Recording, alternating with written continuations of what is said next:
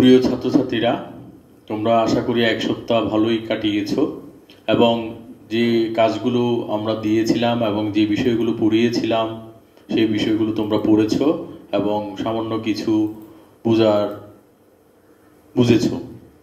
আমরা গত ক্লাসে যে বিষয়টিতে ছিলাম সেটি হলো কণিকের বিভিন্ন ব্যাখ্যা এবং কণিক থেকে এসেছিলাম আমরা পরাবৃত্তের বিভিন্ন আকার সম্বন্ধে আমরা জেনেছিলাম এবং বিভিন্ন অংশ সম্পর্কে আমরা জেনেছিলাম। তাহলে পরাবৃত্তের যে বিষয়টি আমরা আলোচনা করেছিলাম, পরাবৃত্তে একটি উপকেন্দ্র থাকে, একটি দ্বিকাক্ষ থাকে, একটি নিয়ামক থাকে, একটি উপকেন্দ্রিক লম্ব থাকে। তাহলে এই বিষয়গুলো আমাদের থাকলে আমাদের সংজ্ঞা হিসেবে যদি দেয় তাহলে, এবং এগুলো কোনটা কি সমীকরণটা কিভাবে প্রকাশ করব সেটা যদি আমাদের বের করতে দেয় তাহলে আমরা বের করার জন্য এই বোর্ডে উপস্থাপিত পরাবৃত্তের বিভিন্ন ধরনের বৈশিষ্ট্য থেকে জানতে পারবো। এখন আমাকে জানতে হবে পরাবৃত্ত আসলে আমরা চারভাবে প্রকাশ করতে পারি। একটি হলো y² = 4ax। আমাদের একটি বিষয়ে গত ক্লাসে বলা হয়নি, এটি হলো পরাবৃত্তের সাধারণ আদর্শ সমীকরণ হলো y² = 4ax। উপবৃত্তের ক্ষেত্রে যদি আমি যাই, এটি হবে x² / a² + y² / b² = 1। আর অধিবৃত্তের ক্ষেত্রে x² / a² - y² / b² = 1। তাহলে এটি হলো পরাবৃত্ত, এটি হলো উপবৃত্ত, আর এটি হলো অধিবৃত্ত। এগুলো হলো পরাবৃত্ত, উপবৃত্ত, অধিবৃত্তের সাধারণ আদর্শ সমীকরণ। তাহলে এই পরাবৃত্তটা y² = 4ax কখন হবে? যখন এই পরাবৃত্তটি যদি y অক্ষের ডান দিকে এইভাবে ঘুরে আসে তখন এটিকে আমরা y² = 4ax থাকবো এবং এটি বলবো, এবং এটির বাম দিকে নিয়ামকটা থাকবে। আবার যদি চলমান রেখাটা বাম দিকে থাকে এবং নিয়ামকটা ডান দিকে থাকে তখন এটিকে আমরা y² = -4ax বলে থাকবো। আবার দেখা যাবে যে x অক্ষের নিচে যদি চলমান রেখাটা থাকে তখন এটিকে x² = -4ay বলে থাকবো, এবং এটি যদি উপরে থাকে এবং নিয়ামকটি যদি নিচে থাকে তখন আমরা x² = -4ay হিসেবে বলে থাকবো। সব সময় পরাবৃত্তে খেয়াল রাখতে হবে az = as = a, অর্থাৎ এটি এভার শীর্ষ z আর s এর মধ্যবিন্দু হয়ে থাকবে। তাহলে এখান থেকে আমরা পাচ্ছি কি, চারটি সমীকরণে পরাবৃত্তের শীর্ষবিন্দু হবে 0 0। তাহলে পরাবৃত্তের শীর্ষবিন্দু আমরা কি পাবো? পরাবৃত্তের শীর্ষবিন্দু পাবো 0 0, শীর্ষ 0 0। তাহলে এই ক্ষেত্রে আমরা বলতে পারি পরাবৃত্তটি মূল বিন্দু দিয়ে গেছে, অর্থাৎ পরাবৃত্তের শীর্ষ 0 0। তারপর পরাবৃত্তের উপকেন্দ্র a0। তাহলে এখানে আমি y² = 4ax বলছি, এটির মানে হলো এখান থেকে এখানকার দূরত্ব a, এখান থেকে এখানকার দূরত্ব হলো a। তাহলে সেজন্য আমরা এই সমীকরণটাকে y² = 4ax বলে থাকি। এখানে উপকেন্দ্রটা হলো ডান দিকে, x অক্ষের ডান দিকে, সেজন্য হবে a, 0। আর উপকেন্দ্রিক লম্বের দৈর্ঘ্য যেটা সেটি হলো 2 × zs। উপকেন্দ্রিক লম্বের দৈর্ঘ্য হলো 2 × zs। এটি আমাদের বিভিন্ন সমস্যা সমাধানের ক্ষেত্রে লাগবে, সেজন্য আমরা উপকেন্দ্রিক লম্বের দৈর্ঘ্য চারটি প্রকাশে আমরা 4a বলতে পারবো। তারপর নিয়ামকের সমীকরণ, এখানে আমি নিয়ামকটা কোন দিকে? নিয়ামকটা বাম দিকে, এবং নিয়ামকটাতে আমাদের কার বরাবর? এই রেখাটি y অক্ষের সমান্তরাল রেখা। আমরা সরল রেখা চ্যাপ্টারে পড়েছি y অক্ষের সমান্তরাল রেখা সমীকরণ x = a অথবা x = -a। এটিতে y অক্ষের সমান্তরাল রেখা যেহেতু বাম দিকে আছে সেজন্য x = -a। তোমরা যদি গাঠনিক বিষয়গুলো জানতে পারো যে কোনো অঙ্ক সহজে সমাধান করতে পারবে। তারপর অক্ষরেখার সমীকরণ, এখানে এই অক্ষ বলতে এটি বুঝিয়েছি আমি গত ক্লাসে, সেজন্য এই অক্ষরেখার সমীকরণ y = 0। আরেকটি বিষয় আমাদের একটু জানতে হবে উপকেন্দ্রিক লম্বের সমীকরণ। উপকেন্দ্রিক লম্বের সমীকরণ উপকেন্দ্রিক লম্বের সমীকরণ এক্ষেত্রে হবে x ইকুয়াল টু a, কারণ সবসময় মনে রাখবে তোমরা উপকেন্দ্রিক লম্বটা নিয়ামকের অপোজিট সাইডে। তাহলে নিয়ামকের সমীকরণ যদি x equal to minus a হয়, উপকেন্দ্রিক লম্বের সমীকরণ হবে x ইকুয়াল টু a। এই বিষয়টি জানলে, আমাদের গাঠনিক বিষয়টি বুঝতে পারলে আমাদের যে কোনো কিছু বের করতে গেলে আমরা পারবো। একইভাবে y square equal to minus 4x এ উপকেন্দ্র মাইনাস a, 0, উপকেন্দ্রিক লম্বের সমীকরণ 4a, নিয়ামক রেখার সমীকরণ x ইকুয়াল টু a, অক্ষরেখার সমীকরণ y ইকুয়াল টু 0। এখন আসি আমরা x square equal to minus 4ay। এক্ষেত্রে উপকেন্দ্র 0, a, উপকেন্দ্রিক লম্বের দৈর্ঘ্য 4a, নিয়ামক রেখার সমীকরণ y ইকুয়াল টু a। কারণ এখানে দেখো এই রেখাটি x অক্ষের সমান্তরাল হলে y ইকুয়াল টু a, যেহেতু উপরে আছে, উপরে থাকলে ধনাত্মক, সেজন্য x equal to y equal to a। অক্ষরেখার সমীকরণ স্বাভাবিকভাবে x ইকুয়াল টু 0, কারণ সংজ্ঞা মতে অক্ষরেখা বলতে আমরা এই রেখাটিকেই বুঝে থাকি। একইভাবে আমরা x square equal two 4ay এ এখানে উপকেন্দ্র 0, a, উপকেন্দ্রিক লম্বের সমীকরণ সবসময় বলেছি 4a, নিয়ামক রেখার সমীকরণ y equal to minus a এবং অক্ষরেখার সমীকরণ x ইকুয়াল টু 0। তাহলে এই বিষয়গুলো আমরা যদি জানি, তাহলে আমাদের এই পরাবৃত্তের যে কোনো বৈশিষ্ট্য আমাদের প্রকাশ করা সহজলভ্য হয়ে যাবে। এখন আমরা একটি সমস্যার দিকে যাব। এই গাঠনিক বিষয়গুলো থেকে তোমাদের বিভিন্ন সমস্যা থাকবে। এই সমস্যার একটি কমন সমস্যা আমরা আলোচনা করব। এটি হলো, তোমাদের যদি বলে একটি কণিকের উপকেন্দ্র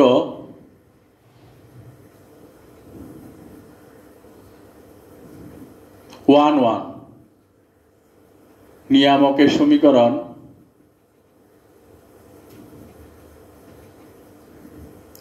নিয়ামকের সমীকরণ 3x plus 4y equal to 1 কণিকটির বা পরাবৃত্তটির সমীকরণ নির্ণয় করো। সমীকরণ নির্ণয়। এখন আমি এইখানে একটা বিষয় উল্লেখ করেছি, এটা তোমাদের খেয়াল রাখতে হবে। একটি কণিকের না দিয়ে যদি আমি একটি পরাবৃত্তের দিয়ে থাকি, কণিকের না দিয়ে আমি একটি পরাবৃত্তের বলে থাকতে পারতাম। তাহলে কণিকের যদি দিয়ে দেয়, তাহলে এখানে আমাদের উৎকেন্দ্রিকতাটা দিয়ে দেবে 1। আর যদি পরাবৃত্তের দিয়ে দেয়, তাহলে এখানে উৎকেন্দ্রিকতাটা আর উল্লেখ থাকবে না। তাহলে পরাবৃত্তের ক্ষেত্রে উৎকেন্দ্রিকতা 1, এটা আমরা এমনি জানি, সেজন্য এটার আর উল্লেখ থাকবে না। কিন্তু কণিকের ক্ষেত্রে উৎকেন্দ্রিকতা উল্লেখ থাকবে। যদি একের চেয়ে ছোট হয় তাহলে এটি হবে উপবৃত্ত, একের চেয়ে বড় হলে এটি হবে অধিবৃত্ত। তাহলে আমাদের প্রশ্নটা বোঝার ক্ষেত্রে চিন্তা করতে হবে 3 চ্যাপ্টারের একটি কমন প্রশ্ন, এবং যেটি সচরাচর এসে থাকে সেটি হলো এই উপকেন্দ্র দেয়া থাকবে, নিয়ামক দেয়া থাকবে। কণিক বললে উপকেন্দ্রটা স্পেসিফাই করে দেবে, তোমাদের বুঝে নিতে হবে একের চেয়ে ছোট হলে এটি উপবৃত্ত বলতে যাচ্ছে, আর একের চেয়ে বড় হলে এটি অধিবৃত্ত বলতে যাচ্ছে। আর পরাবৃত্ত যদি স্পেসিফিক দিয়ে দেয়, তাহলে বুঝতে হবে এটি আসলেই উৎকেন্দ্রিকতা 1।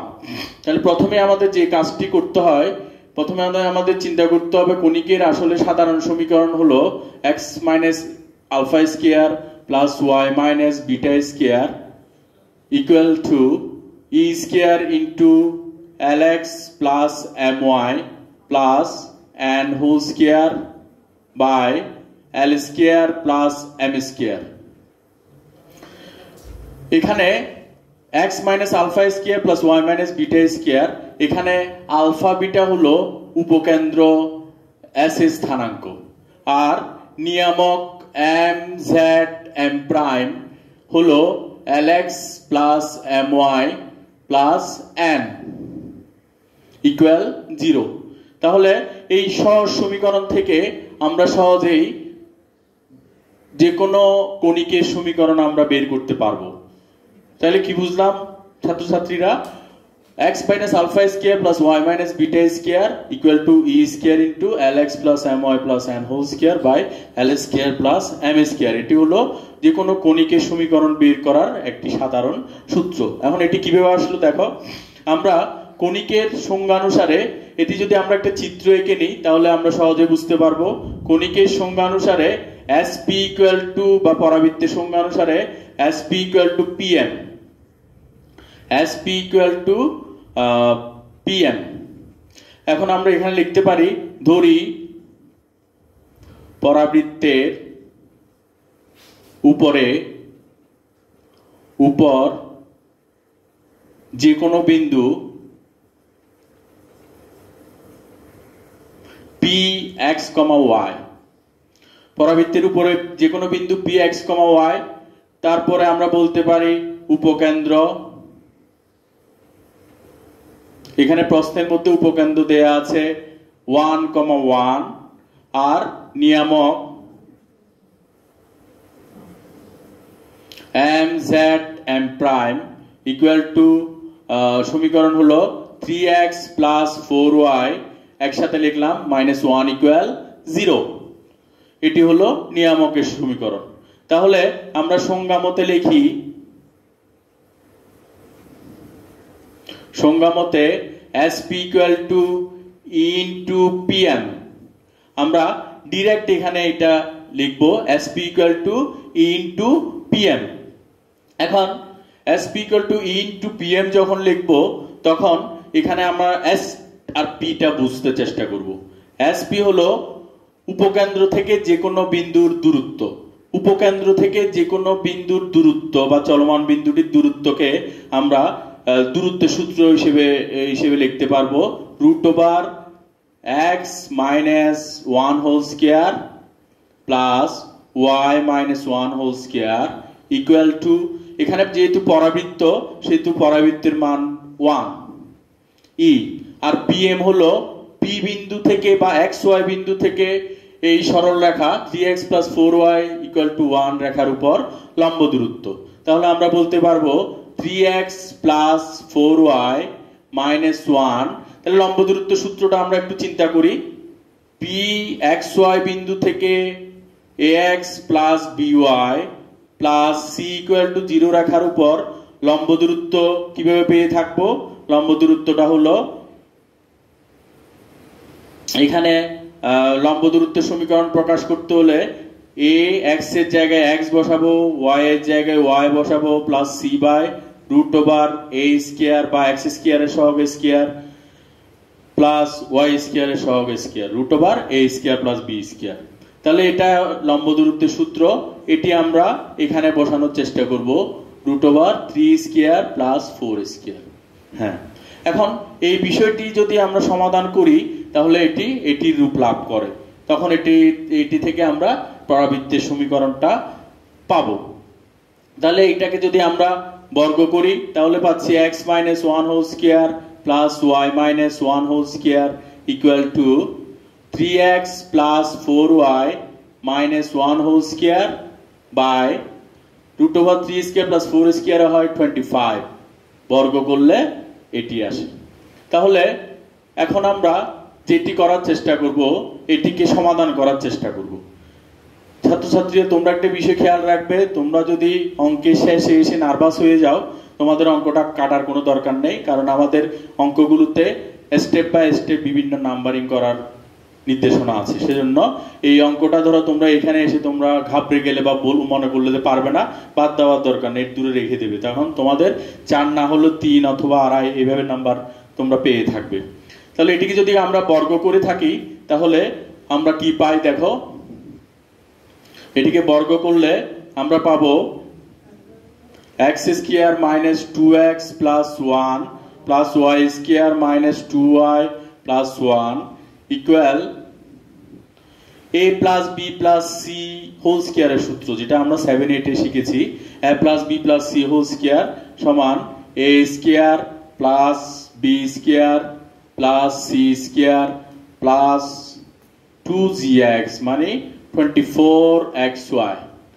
এখানে হলো a square plus b square plus c square 3x কে a 4y কে b আর -1 কে c ধরলে plus c square plus 2gx plus 2fy plus 2 a square plus b square plus c square plus 2ab plus 2bc plus 2bc যদি হয় তাহলে এখানে আমার হবে 8y প্লাস 2ca এখানে হবে -6x বাই 25। এখন এটাকে যদি আমরা বজ্র গুণন করি তাহলে 25x square minus 50x plus 1 on 25 যে 250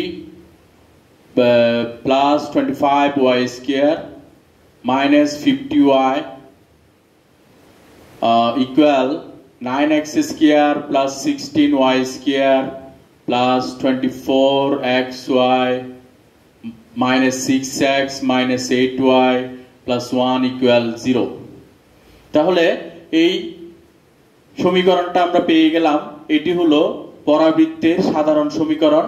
এই সমীকরণটা সর্বশেষে আমরা যোগ বিয়োগ করে বের করতে পারি 16x স্কয়ার, তারপর 25 থেকে 9 গেলে 16x স্কয়ার, আবার 16 থেকে 6 গেলে 16x square plus y square হবে কত 9y স্কয়ার 50 মাইনাস 44x, তারপর এটা হলো মাইনাস 42y, তারপর 50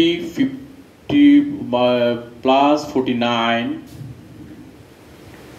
প্লাস কত 2xy মাইনাস 24xy ইকুয়াল 0।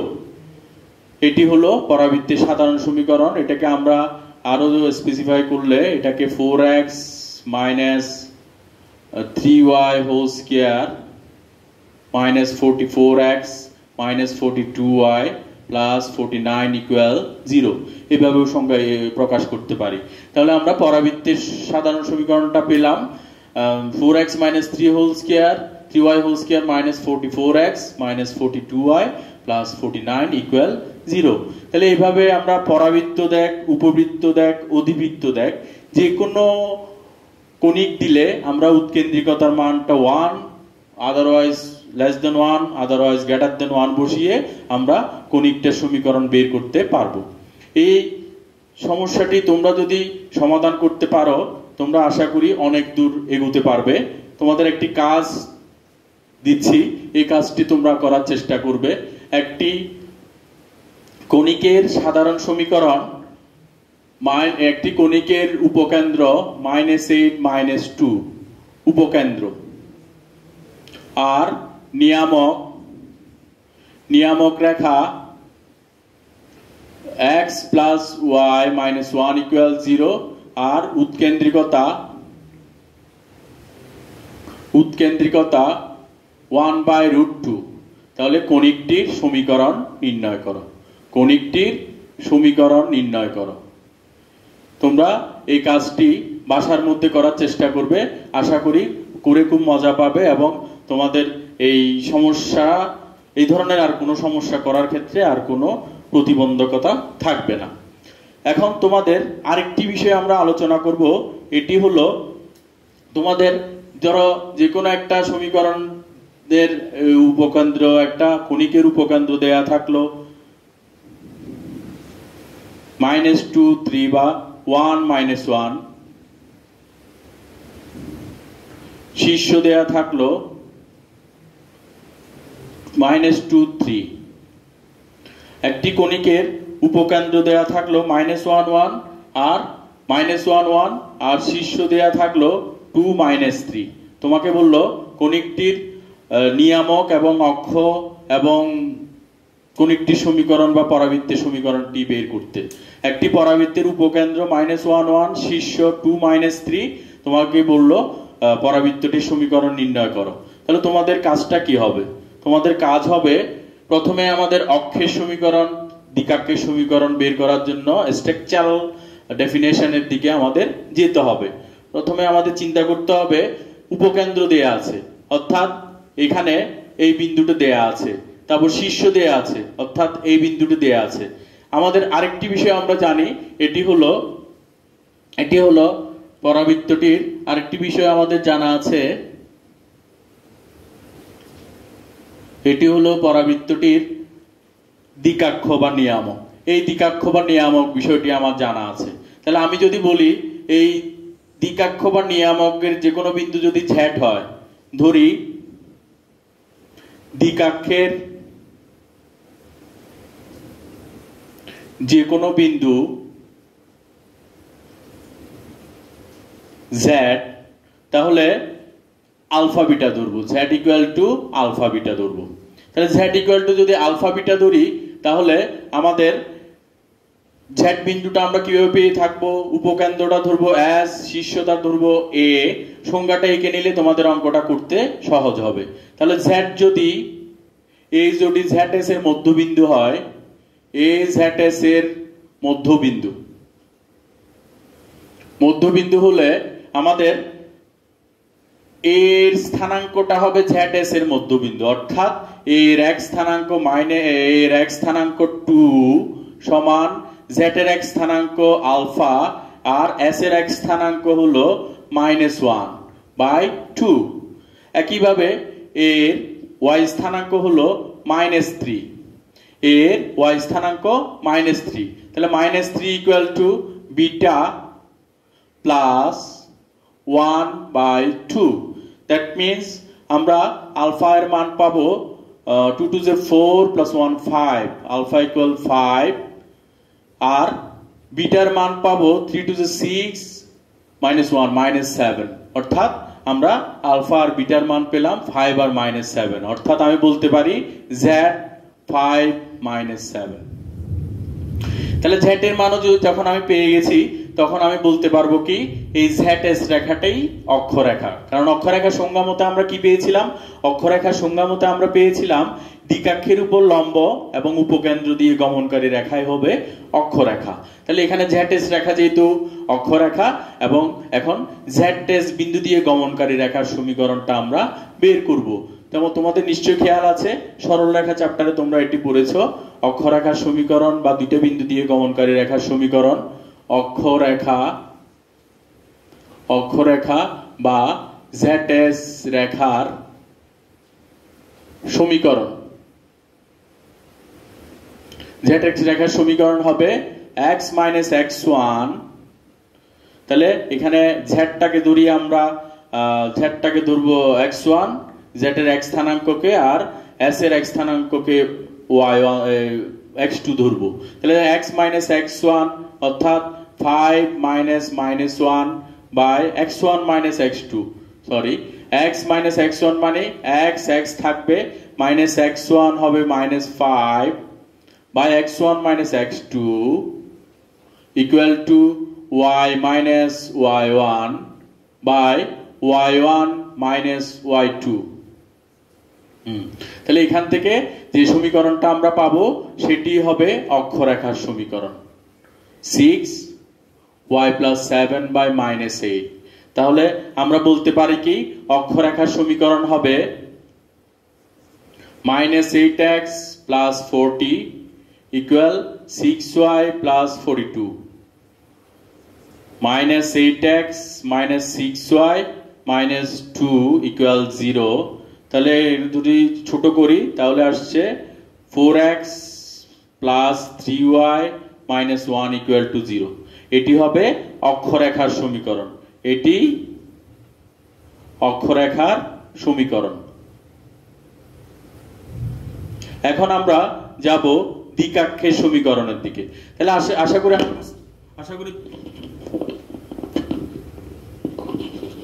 করি তোমরা বুঝতে পেরেছো অক্ষরেখার সমীকরণ আমরা কিভাবে বের করব।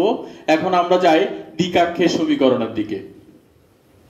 দ্বিকাক্ষের সমীকরণে আমাদের খেয়াল রাখতে হবে কি অক্ষরেখার উপর লম্ব রেখায় হবে দ্বিকাক্ষের সমীকরণ। তাহলে অক্ষরেখা পেয়েছি কি 4x + 3y - 1 = 0, এটার উপর লম্ব রেখার সমীকরণ। তাহলে আমাদের এটা উল্লেখ করতে হবে দ্বিকাক্ষ বা নিয়ামক অক্ষরেখার উপর লম্ব, অক্ষরেখার উপর লম্ব। সুতরাং এর সমীকরণ তাহলে আমাদের একটা টেকনিক আমরা জেনেছিলাম, এটি হলো অক্ষরেখার উপর লম্ব রেখার সমীকরণ বা যেকোনো লম্ব রেখার সমীকরণ বের করতে হলে x এর সহগ y এর সহগকে দেবে, y এর সহগ x এর সহগকে দেবে, আর ওদের মাঝখানে প্লাস থাকলে মাইনাস বা মাইনাস থাকলে প্লাস হবে। তাহলে এটি হবে 3x - 4y প্লাস যাই থাকুক না কেন প্লাস k = 0 হবে। তাহলে এইভাবে আমরা দ্বিঘাক্ষের সমীকরণ বের করতে পারি। এখন দ্বিঘাক্ষটা কি কোন বিন্দু দিয়ে গেছে? দ্বিঘাক্ষটা শীর্ষ অথবা উপকেন্দ্র দিয়ে গেছে। তাহলে এটি যদি উপকেন্দ্র দিয়ে যায় তাহলে আমি বলতে পারবো এটি উপকেন্দ্র, বা z দিয়েও গেছে, সরি এটি z কত -5 -7 বিন্দু দিয়ে যায়। তাহলে দ্বিঘাক্ষ রেখাটা কোন বিন্দু দিয়ে গেছে? ওটি z বিন্দু দিয়ে গেছে, বিন্দু দিয়ে যায়। যেহেতু z বিন্দু দিয়ে গেছে, এখন আমি x আর y এর জায়গায় z এর মানটি বসিয়ে দেব। তাহলে 3 × -5 -4 × -7 প্লাস k = 0। আমাদের এই কাজটি করার উদ্দেশ্য হলো k এর মানটি বের করা। তাহলে k এর মানটি আমি পেলাম কত? k = 28 আর 15 43। তাহলে k এর মানটি পেলাম আমরা 43। তাহলে k এর মানটি যদি আমি বসিয়ে দিই, দেখো k এর মানটি যদি আমি এখানে বসিয়ে দিই, সুতরাং নির্ণেয় দ্বিঘাক্ষের সমীকরণ, দ্বিঘাক্ষের বা নিয়ামকের সমীকরণ